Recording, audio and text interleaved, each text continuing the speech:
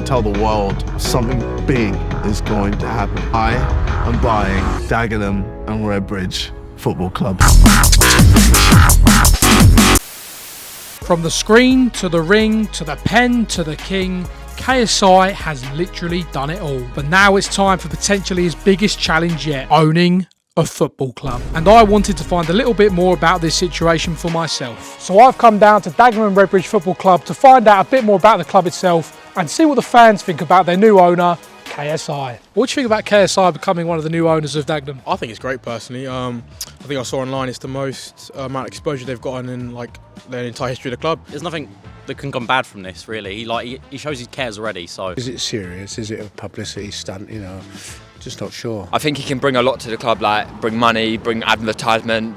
They're probably going to sell out. My son, who I brought over from when he was this high, he grew up watching KSI on YouTube. He's 28 now. If we can get that generation in and the next generation, then we can really grow. And they're all trying to emulate what's going on at Wrexham, aren't they? Whether it works or not, another question. Would you like Dagenham to become the next Wrexham, or do you think it's kind of not a very organic way of going through the system? I'd like Dagenham to start moving up the leagues, but I don't think I'd like them to get that far up because I don't think they've got the backing and the ground and everything to support that. I don't know if it'll happen for Dagenham because obviously KSI ain't going to have as much money as Ryan Reynolds does. I mean, it won't happen with KSI type money, I don't think, but with careful management and careful growing of the club and growing of the brand, who knows? What's the current atmosphere like at Dagenham on a normal match day at the moment? It depends on the result, really.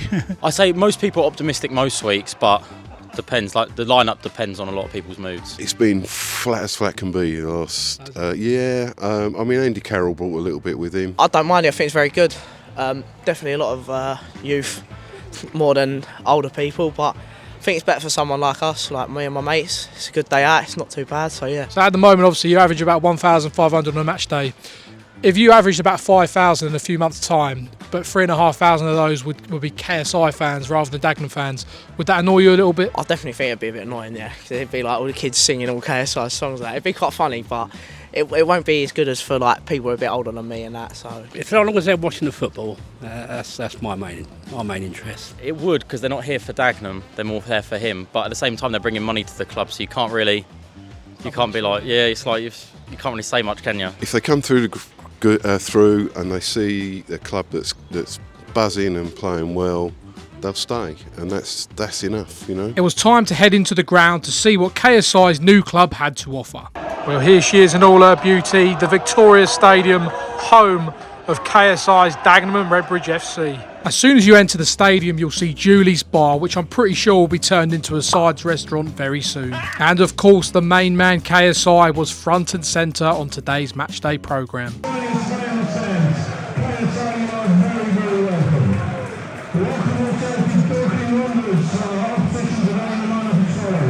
KSI is actually currently live streaming on his YouTube channel, and it's literally just a camera following him and Andy Carroll and all their reactions, and it's got over 6,000 people watching it live right now, which is absolutely crazy considering they're not even showing the game.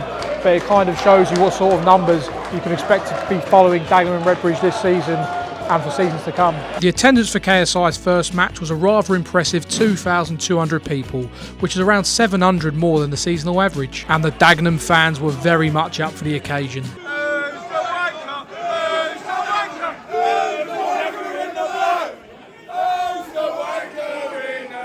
Hope they're not talking about me. TikTok sensation Jensen Adianju arrived halfway through the first half and the whole place went absolutely bonkers. I think it's a sign of things to come with Dagenham Redbridge anyway. A lot of creators will be coming down now, KSI's in charge.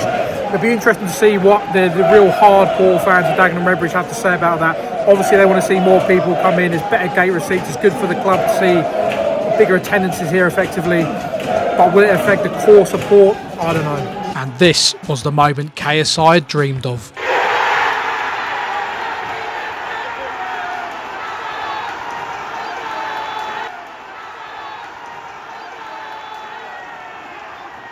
Well, it's 1-0 Dagenham Redbridge and KSI is absolutely loving it. Absolute limbs over there, Jesus. Throughout the game, KSI was on his feet, living and breathing every moment with the fans. There'll be a lot of people out there saying he's playing up and acting up for the cameras, but to be honest, I think he just really cares about his club, and the passion you're seeing is real.